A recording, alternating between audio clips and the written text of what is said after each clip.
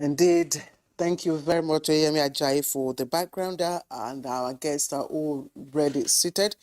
Let me begin with our guests right here in the studio, Olufemi Boyede, who is a certified international trade professional, founder and president, Nigeria Trade and Investment Center, Canada INC. He's here in Abuja studio. Thank you very much, Mr. Boyede, and good to see you. Thank you for inviting me. Good morning, Nigerians and viewers all over. Also with us on the program today is Shuaibu Idris, and he's Managing Director, Timeline Consult Limited. He joins us from our Lagos studio. Good to see you, sir.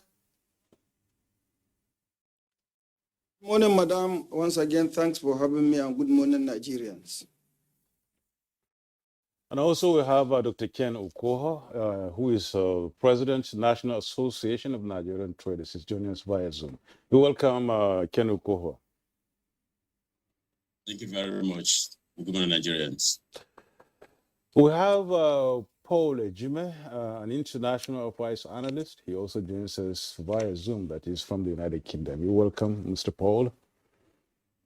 Thank you for having me. Good morning, everybody.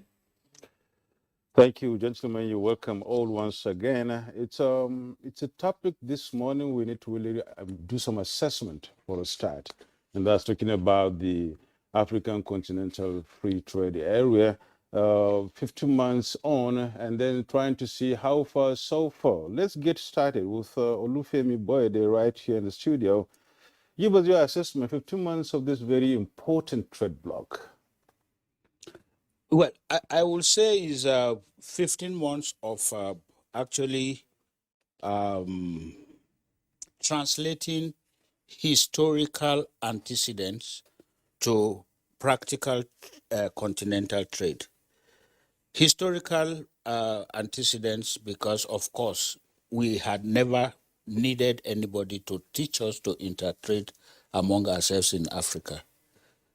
If students of history will remember, even before the era of colonization, I think the northern Berber Arabs used to come to West Africa, Central Africa. The further south they went, then you could be talking about traded items like gold, like other precious stones that came from the southernmost part, kola nuts in the Western Africa region, palm oil and stuff. And then we had supply chain. We had the camels that they rode all the way across. So we had trans-Saharan trade before we now started talking about transatlantic trade.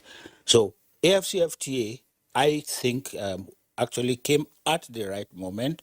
The review, the introductory review had talked about the low level of trades among African countries, probably more realistically between 4 and 5%, until AfCFTA, and of course we know that there could be major improvement.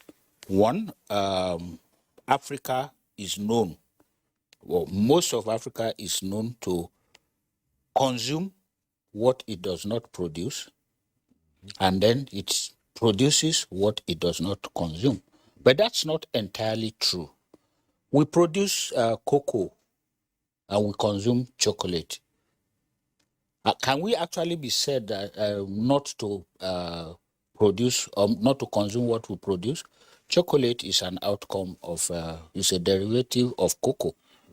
And so the AfCFTA, I just use that as a very, very common illustration. The AfCFTA would help us probably to do product differentiation, country differentiation, market segmentation along the supply chain that allows some countries that have comparative advantages either in technology or in cheap labor or in availability of the raw materials to actually specialize.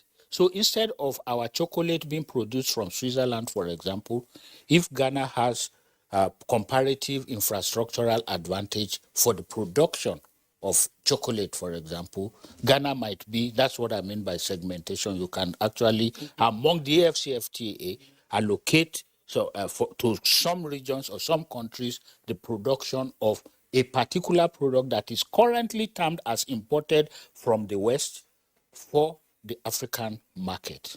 That's The fact that we now have the largest single market supposedly in the world, makes it an even more attractive prospect for production, for industrialization, for technology acquisition and know-how, and of course, the ultimate for the eradication of the exportation of jobs. Because when we send out our raw materials, we are actually sending along with them the jobs that could have been created in transforming these raw materials into products that we consume. okay. So so just to cap up to my answer to that, the AfCFTA did come at an appropriate time. It remains a very potential tool for not just increase in trade, but a kind of cascading effect across all the sectors and activities of the African mentality. It came at an appropriate time. Yeah. Has it, in 15 months, are we able to make some tangible progress? You can just taking some stock now. It depends on who are we, the we that we are asking here. Africa because there generally. are some, yes, if we are talking Africa generally, there are countries that have already begun to enjoy the benefits of having an Africa single market. There are other countries that are still battling with the understanding of the fact that the AfCFTA means the reduction or outright elimination of protectionist policies and prohibitions, and this. It means a free market without trade barriers, with near to zero tariffs and what have you, especially for the consumers within the continent. It's a tool, a trade strategy, a trade tool that actually empowers Africa to be a net exporter of semi and finished products, rather than it changes the narrative, rather than the current state of affairs where we are just exporting raw materials to the industries of Europe and Mr. America. Bayede, thank you. Let's just put you on hold for a while and then bring in Dr. Ken Ukoha, who's also joining us from via Zoom. He's the National Association of Nigerian Traders. Dr. Ken Ukoha, good to see you. Mr. Boyede has just said we have moved from a historical, plate to a practical transition of continental trade. But I ask you, have we really moved, from boardroom negotiations, dotting, the I's and crossing the T's, to the real marketplace? Has trading, buying and selling commenced within the continental free trade area?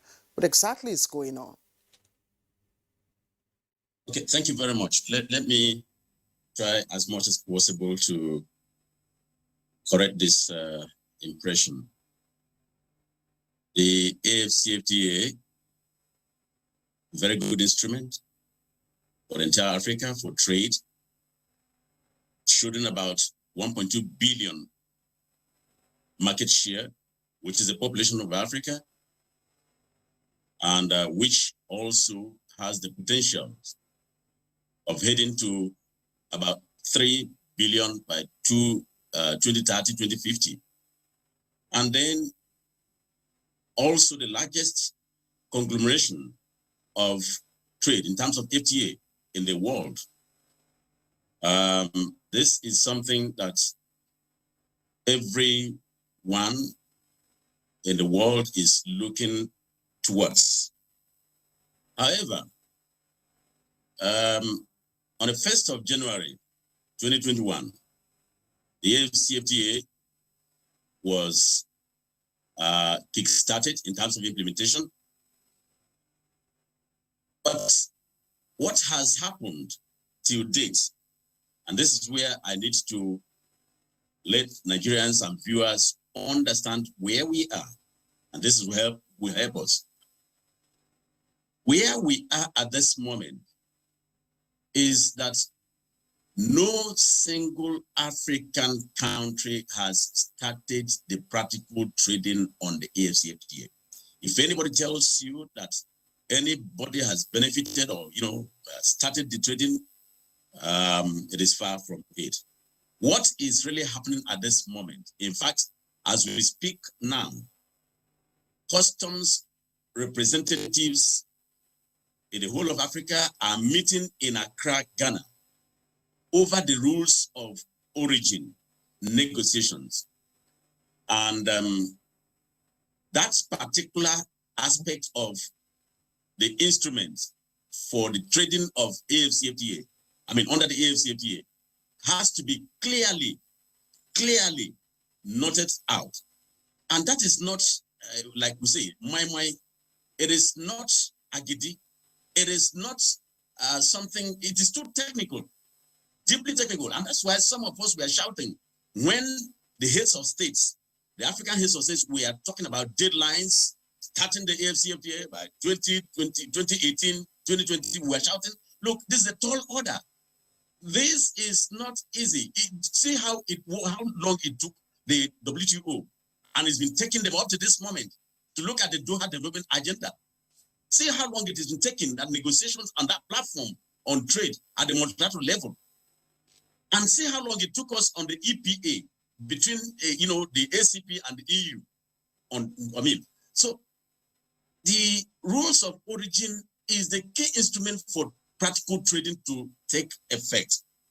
But that particular rules of origin is still under negotiations. Of course, they are right now at this point dotting the I's and crossing the T's.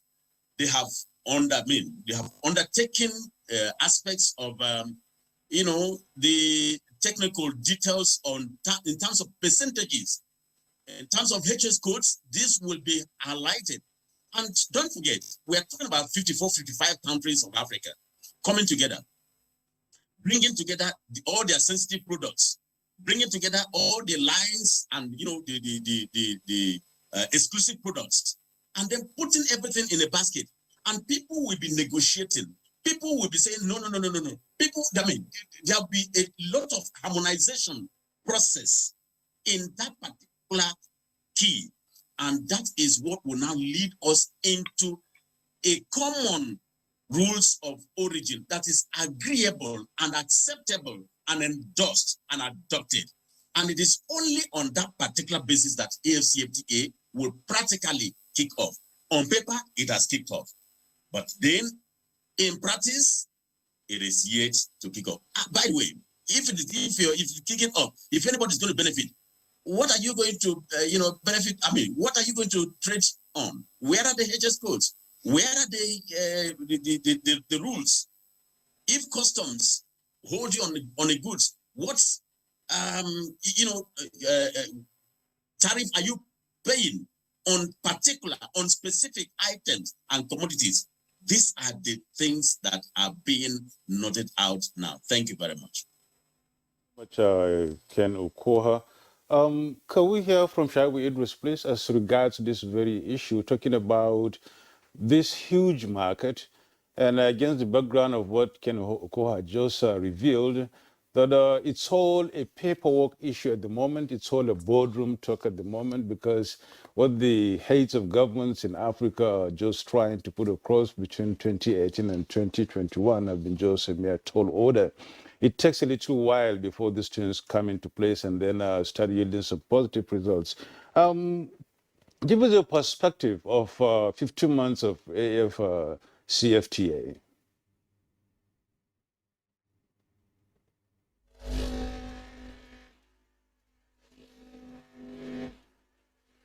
Of justice to the discourse. Femi alluded to the fact that historically there has always been a trans-Saharan trade between various communities and kingdoms or empires of Africa.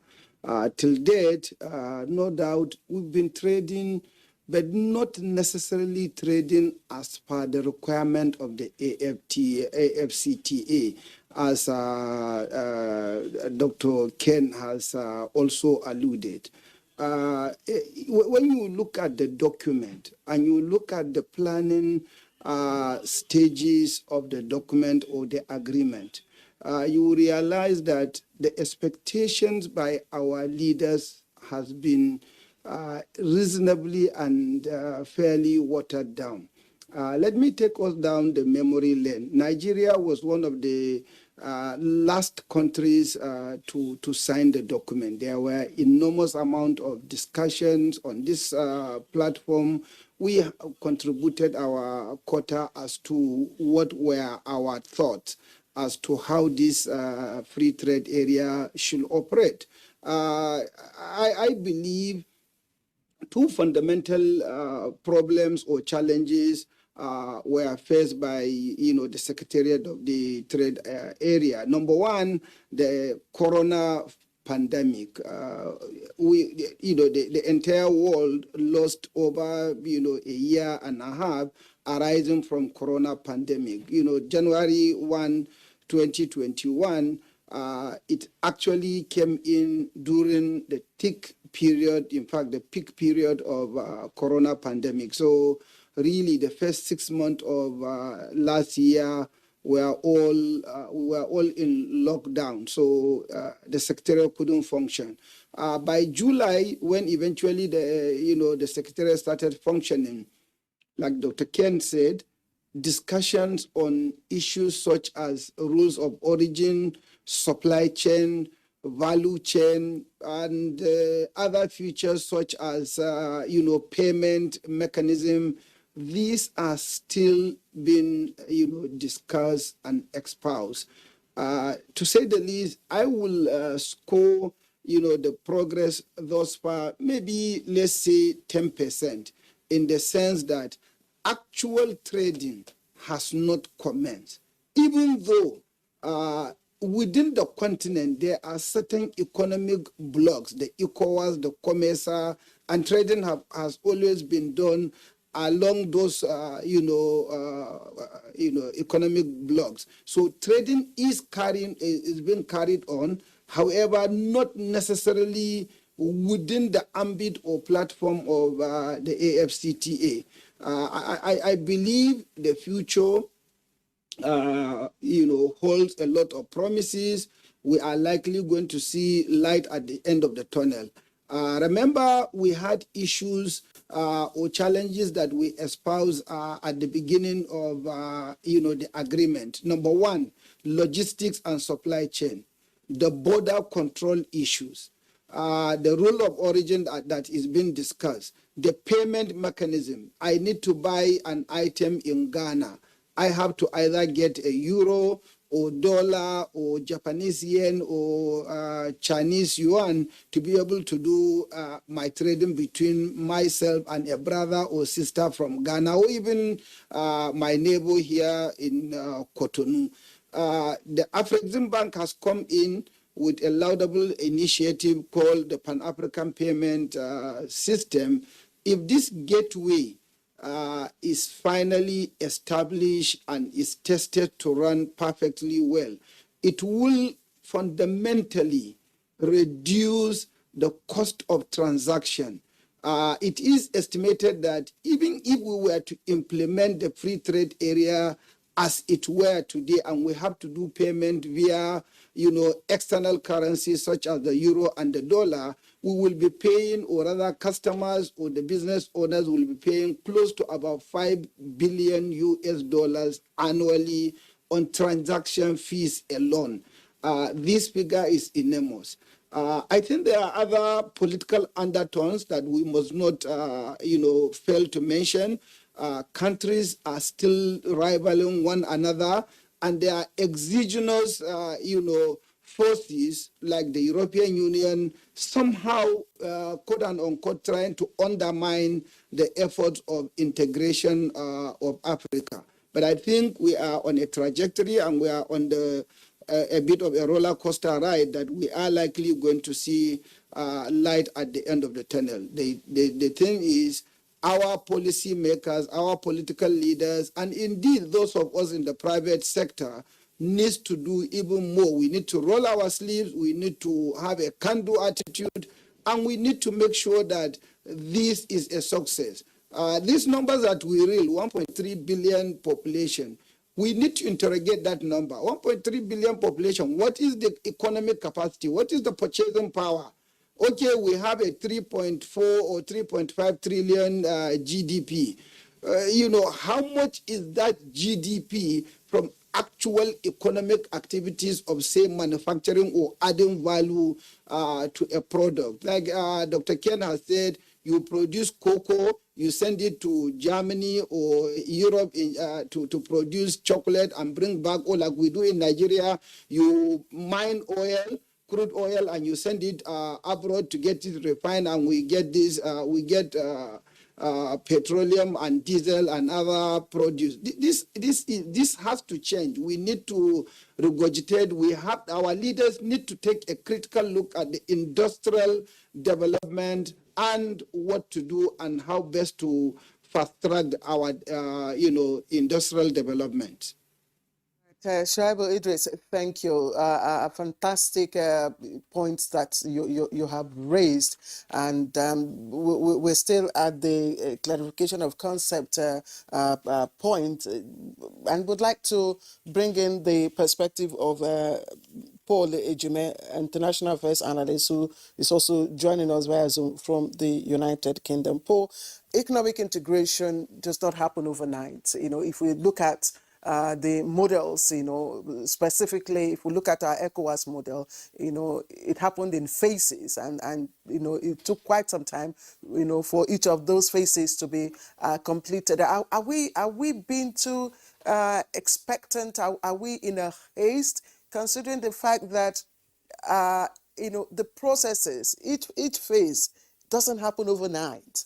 So for those of us evaluating 1 year on, 15 months, after takeoff, how far? Are we being too expectant? So, thank you. You know what? I don't think, in fact, if Africa were to go by how the founding fathers from independence, AU, let's start from there. If we were to go by what they had laid out, or the plans, because you now have plans and then the execution or implementation, in fact, all these things should have happened yesterday or years ago. Remember, we had the Lagos Action Plan. We used to have of 80 to 2000. Africa used to have the African Economic Community Treaty of 1991, which also talked about what, all of them mention what AfCFTA is talking about. Then you had Nepal. We are now talking about, you had the Commission of Africa, or the Tony Blair Commission. You also, the AU is now talking about Agenda 2053. And now we are talking about free trade area, or AfCFTA. All these are things that should have been harmonized, or they have been talked about in the past, but there hasn't been any follow-up, because that is where the problem is. And how do you do the follow-up? It works in two ways. You have the soft and then the hard. The soft, let's begin with the hard. The hard is that what is happening now, because you have to move from known to the unknown. What is the level of interaction in terms of trade among African people, African countries, where we're talking about 1.3 billion or whatever? It is hovering between 11 and 15%, my sister. And you cannot go, compared to other regions, is infinitesimal. Much of what is happening is trade is going on, is informal, but you notice that African countries are doing more business with foreigners or partners than they are doing among themselves. That is where you ought to have started, to know, what do you have? What does Ken have that I don't have? What does Ghana have that Nigeria? Because at times you even go to get what you have in your Sokoto dress. you start going to Sokoto to go and look for it. That is part of the policy problem. So the hard will be to bring the infrastructure, the knowledge, the information, sensitization, to know where we are. My neighbor, what do you have that I can get? What does, you start from there before you now begin to go outside. In doing that too, remember, what are we trading on? What is it? Even the trade between African countries and the others is more extractive, commodities, on process, like they said. But you need to move to the add value through the semi-finished and then finished product. That is when you gain. Now the big elephant is infrastructure. You know farmers or you produce, how do you move? Even within countries. Then you now talk about between countries. These instruments that I've mentioned, the Lagos plan, the Abuja African Economic Community, Nepal and others, they have mentioned, there is even what we call the PIDA, the program on infrastructure for Africa development in Africa. That is where you ought to have started. How is it now? What is the movement? How do farmers move? How do produce industries? Are they able to move their products? The transportation? The point was that what you call the 8 regional economic communities were supposed to be the engine that will drive this economic development, because that is what AfCFTA is talking about. How you can catalyze African trade, promote it in a way that you bring increase, add value, and bring employment before you now begin to talk about gain. We can measure what we're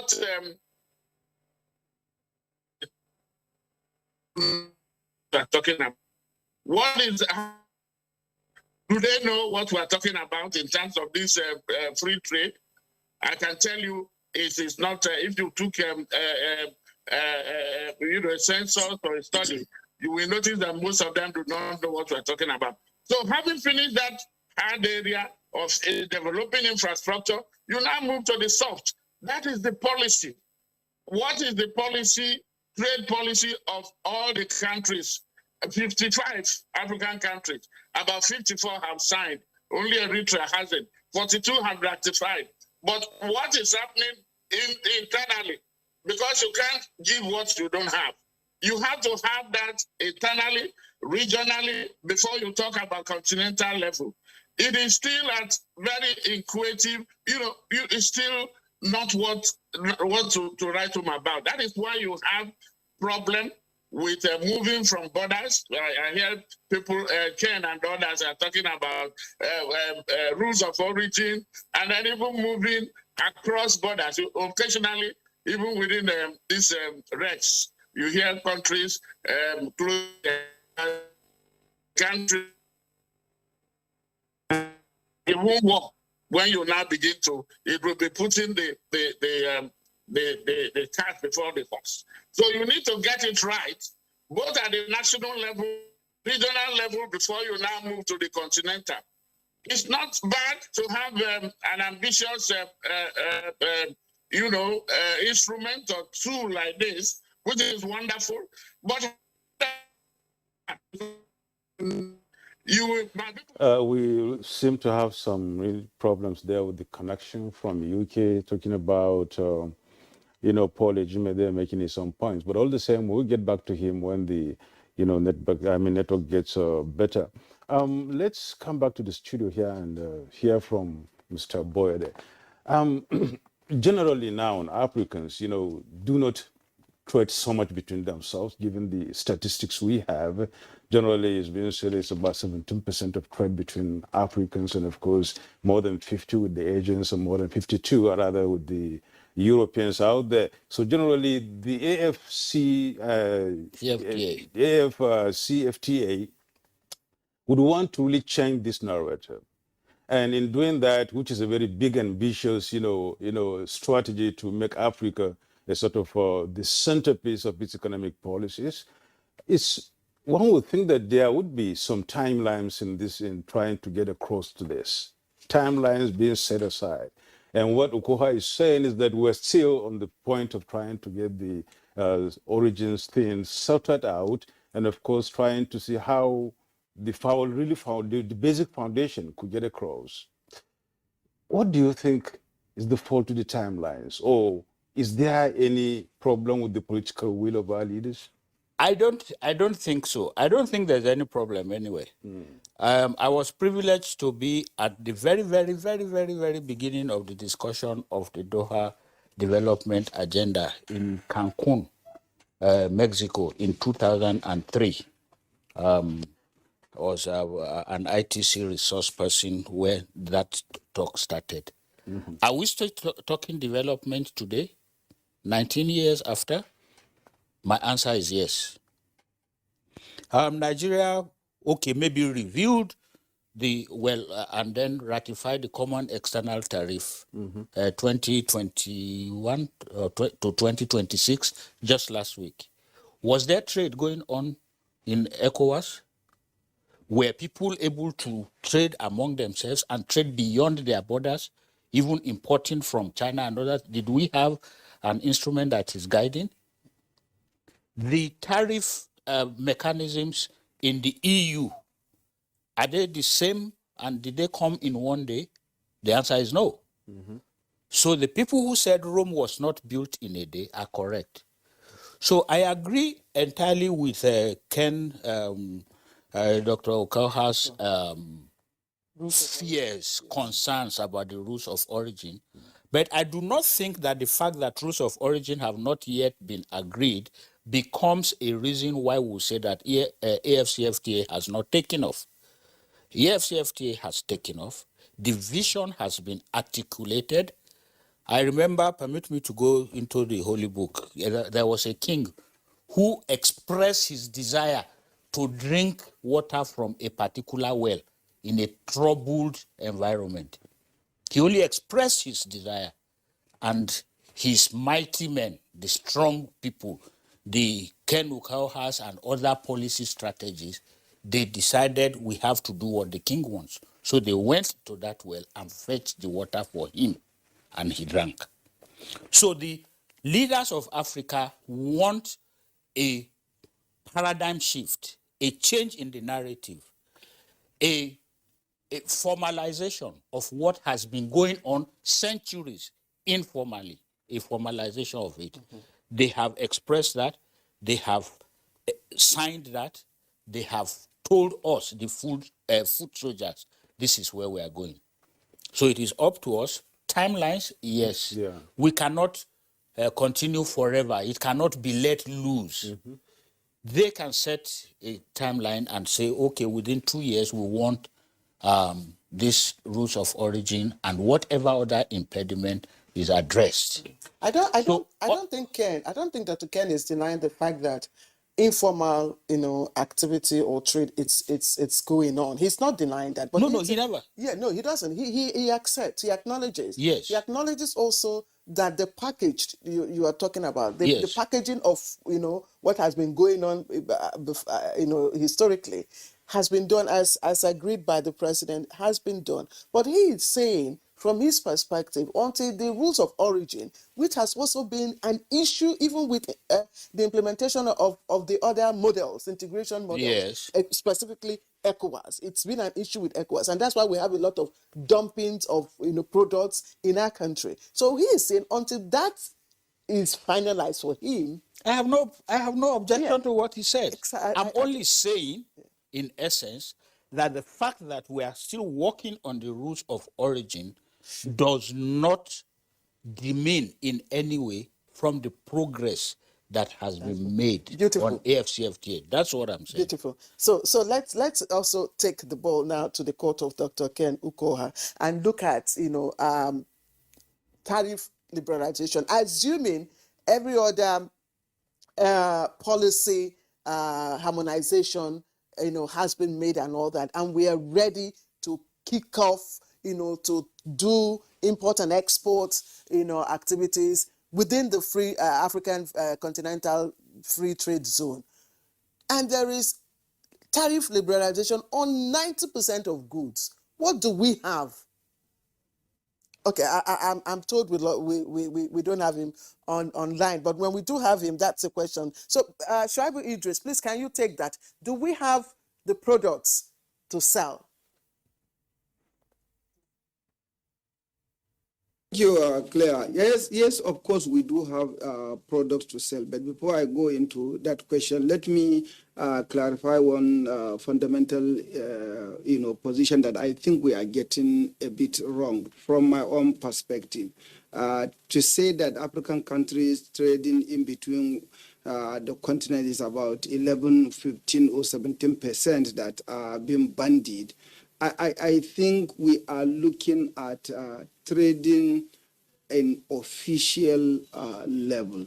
The underground economy, the unregistered economy in Africa is probably 3 or 4 times the actual, registered economy. When you trade between a country in Africa with, say, China or US or Europe, you can't do without either going through a letter of credit, bills for collection, and other mechanism of trading. So that is registered. But when I'm buying an item, say from Nigeria, and taking it through God is Good, GIG, from Lagos to, say, Accra, Ghana, or to take it via Young Shall Grow to Lomé or Niamey, those are seldom recorded. So if we are to have what I can call a guesstimate, guesswork plus estimation, the actual intra-African trade may be in the region of 30, 40, or even 50% if we are to aggregate the trade. Now, AfCFTA, if we are able to implement, the payment mechanism, and we simplify, the payment system, everything can then go into the mechanism and to the silo via the tunnel, and then everything will then be registered. Now, back to the question, do we have produce, or do you have product to market and to sell? Yes, we do. Let me begin with, say, Nigeria, and in particular, crude oil. Why wouldn't, say, Egypt, Kenya, say Congo or Ethiopia buy their crude oil from Nigeria? Don't we have a produce to sell? Yes, we do. Today, our farmers are producing, quite a number of grains and other agricultural produce that are being demanded, by other African countries. These are commodities that we can sell. Today, we have one of the largest fertilizer, manufacturing plants in Nigeria. Why wouldn't we export that fertilizer? Morocco has been trying to sell fertilizer across the length and breadth of Africa. South Africa has enormous amount of manufacturing base, including high-tech equipment. Within Africa,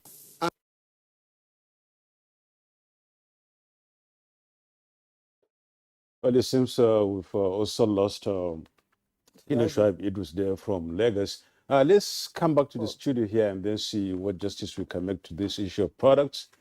And of course, the tariff issue and the barriers, crossing the barriers, trying to break them down. That's the basic essence of, the AfCFTA, trying to make, trading accessible within African countries. And if one can really recall, I think the Director General of the, World Trade Organization, Ngozi Okonjo-Iweala, once said that one of the ways we can have a smooth and then, of course, a functioning of markets is to have borders that are very easy to cross, right? Vis-a-vis or juxtaposing this with the trading blocks we have in Africa, ECOWAS and the rest of them. SADC. If we have this on the ground, it seems the whole lot of breaking the barriers have been made easy for AfCFTA to move on. What's your take on this issue of trying to see to it that Africans really trade very much officially, as Shuaibu said, much more and then recorded as we do with the Europeans and the Asians? Yeah, I actually, it's a pity that we lost Shuaibu. He was on a thread there, and you saw me nodding and gesticulating. The truth is, if you went into the market of Niamey today or Tokwa market in Cotonou, Benin Republic, you are likely to find products, not just commodities. I'll make reference to a company in Kaduna. I don't know if they're still there, but I know way back 1999 when I led a team of Nigerian companies to a solo exhibition in Sierra Leone, Nokaco, Northern Nigeria cable manufacturing companies, manufactured electrical cables that were rated as like two times better than what was coming out of China at that time. And Nokaco actually was mandated or was requested to provide all the electrical cables for an infrastructural project going on in Sierra Leone. We have advantages of trading among ourselves, even in manufactured products. There was a time when Nigeria and Ghana had a Nigeria-Ghana highway. I don't know what made the political economic relationships to kind of I don't know, degenerate or wane down. But the truth is, in the days of pharmaceuticals, I know that there was an exchange of pharmaceutical products between Nigeria and Ghana that actually Nigeria Export Promotion Council initiated as at that time. I know that for things like beverages, for example, if they're not coming from Nestle in Cote d'Ivoire, they are actually coming from Nigeria. And just like I was telling you off the air at that time, 80% of the things that are sold in most of these West African markets actually originate from a country like Nigeria. So trade is going on, like Shaibu Idris said, but 80% of it, for example, is not being recorded. And that's where, to answer your question, that's the relevance of the AfCFTA. The idea is not to create a trade. We cannot reinvent the wheel. We cannot compel Africans to trade among themselves, which they are already doing. It is now a process of formalizing, of capturing. And this is where the threat is. Because if the trade that is going on among African countries is actually officially captured, it will transcend the figures that we are bandying around here. And then it makes Africa to become a much stronger, much bigger, much more active economic power than presently we are being seen as. That's where the AfCFTA needs to be made to work. Okay, I know you don't have you have very limited time with us, but yes, in terms of revenue projection, you know, from the African free trade market, what is our projection, trade projection? And do our manufacturers at the moment have the capacity to drive that projection? Good question. Good question that calls into question or that challenges or motivates our preparation. Somebody talked about success, or is it progress being opportunity meeting with preparation? We're here in the studio talking about all of this.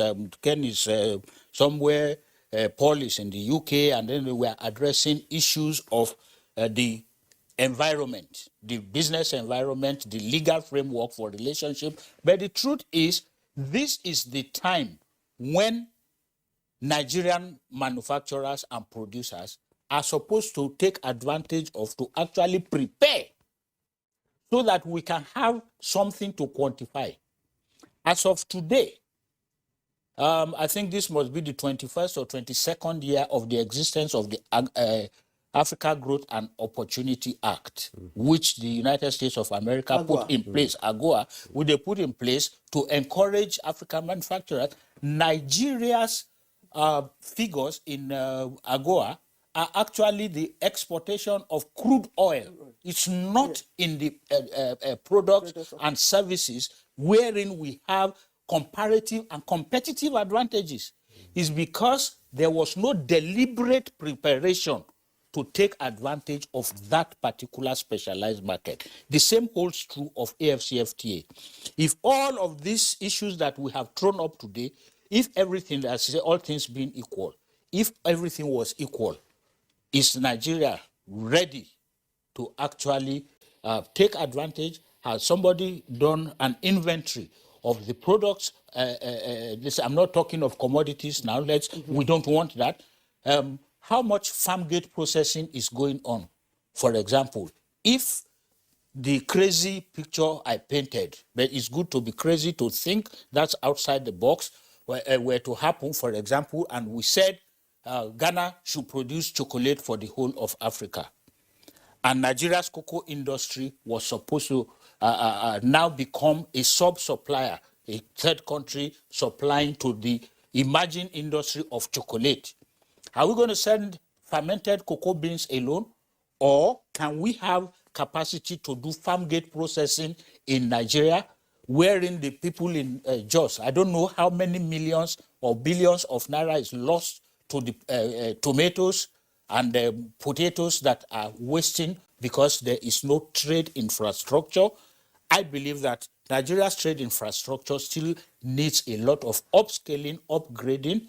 I believe that not just in the area of policy and not just in the area of political will. Yes, political will is required, it is necessary, but then the private sector, the manufacturers themselves, what are they doing?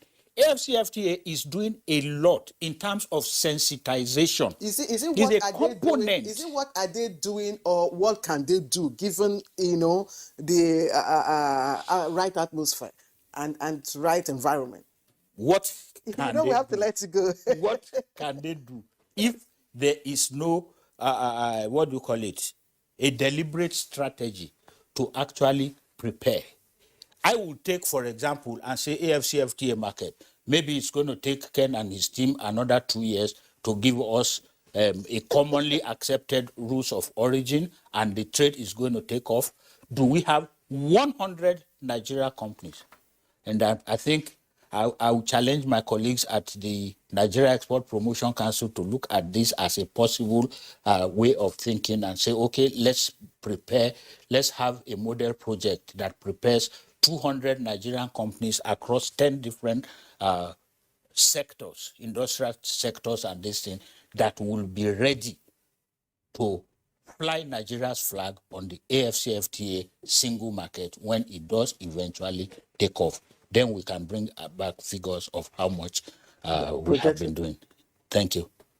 Okay, many thanks, Olufemi Boyede. We thank you so much. Olufemi Boyede is a certified international trade professional and founder, president of Nigerian Trade and Investment Center Canada Incorporated. It's our pleasure. We hope to see more of you, much more in days ahead, talking about trade and AfCFTA. Thank you so much. Thank you so much. Thank you. Before we take the break, let's go back to Ken Okoha and then maybe give your closing thoughts, or rather, let's hear you talk about the closing. I mean, your thoughts about what really are we looking at now in AfCFTA, at least in the next 1 year. By the time we come back here again next year, what are we expecting? Quickly, one is that I will just do a follow-up from where of so key on which is the key to AfCFTA. Let's call there are 6,129 tariff lines that need maybe that have been selected under the AfCFTA. And of course, 184 of these 6,129, which is 3%, are exclusive or under exclusive list. And under the sensitive list, we have 429, which is about 7%. Therefore, the remaining 5,512, which is 90% coverage, are the items, if you like, the tariff lines that need to be liberalized. Now, this is exactly what is going on, what they are working on, the technical people are working on, the HS code on the items and all the tariff lines and all of this under this particular 5,512 lines. Now, but beyond the issue of, the issue of rules of origin, the essence of this is that we want to be sure that goods that are coming in from third parties like China, the Asian countries or Europe and all that are not coded into, or surreptitiously brought in as originating goods. That's very key. The next point is that there is going to be a training of the trade facilitating agencies like the customs. We have NAFDAC here. We have Standard Organization of Nigeria and other agencies that are, representative on the trade facilitation platform. This is very, very monumental. And then we need to also move ahead to look at other issues. For instance, we have to understand what is the trade policy that we have today and good enough. The country, both at the regional level, ECOWAS, and Nigeria, they are all looking at their own templates of having a trade policy at their ends that will help.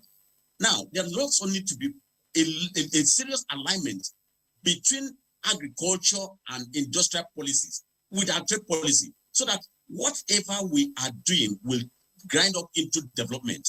We also need to look at consumer tests for foreign goods, which we must limit.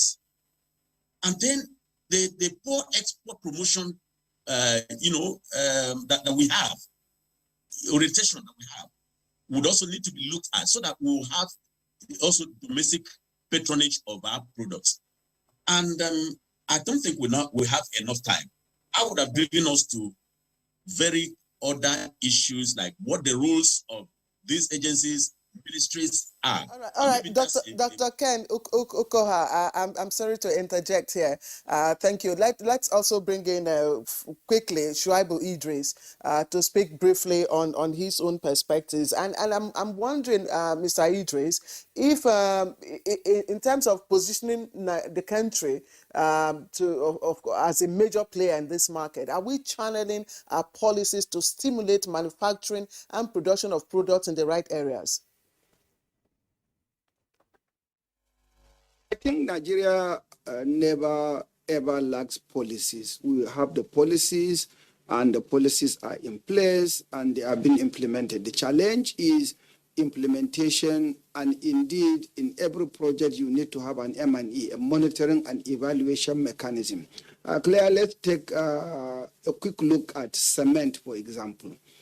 In the last 50 years, Nigeria has been a net importer of cement.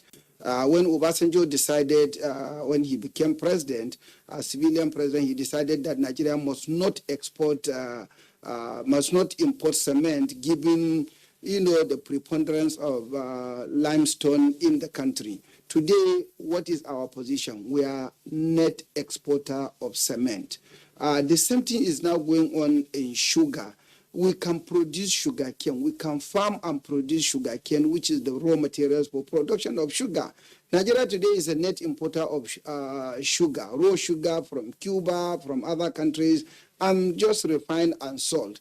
Today, we are, even yesterday, it was on one of your news items that the National Sugar Council is pushing that Nigeria must achieve self-sufficiency in sugar production. I can go on these policies. Wheat, for example, we are spending close to about $500 million annually to import wheat from US, from continental Europe.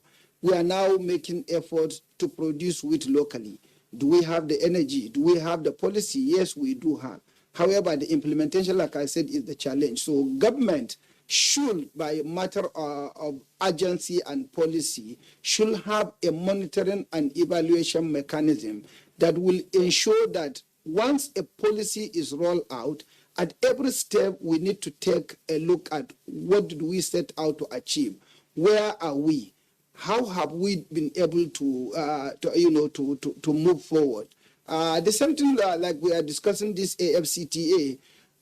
It's akin to planting a mango tree or a cashew nut tree. Do you want to plant a mango tree and pluck the mangoes by 1 year or 18 months? Is that possible? Certainly no. So We need to nurture, we need to water the... Well, certainly no, really, but we must really thank you out there. But finally, we really need to hear from Paul Jim at least in 30 or 45 seconds. Your final thoughts on this issue. Where are we supposed to be by this time around next year? Sorry, technology has failed us, but let me just say that, you know, some of the panelists raised their hope that perhaps we are making progress. And yet, they have, in their concluding statements, they have also mentioned the problem areas. We cannot put, you know, a superstructure on a structure that is weak. Let us begin from the beginning. Nigeria is the most populous nation. More than 200 million of all, whatever, 1 point something we are talking about. And internally, has Nigeria gotten it right? Of course, we will not say, well, if Nigeria, we need to wait until Nigeria does that. But for us to be able to benefit from this, you know, you have to have, you know, harmonization, both at the national, at the regional, and then the continental level. It is not happening now because of what they are mentioning here. The challenges of implementation. It's not enough to have an ambitious structure. You need to make it work. Okay, thank you so much, Paul Ejime. It's our pleasure being part of the discussion this morning, and then I really would want to have much more time in weeks and months to come and discuss much more on the AfCFTA. We thank you so much, and we thank also Shaibu Idris from Lagos and Dr. Ken Ukoha for your contributions this morning on Good Morning Nigeria. We will now take a break, and when we come back, we talk about football funding in Nigeria.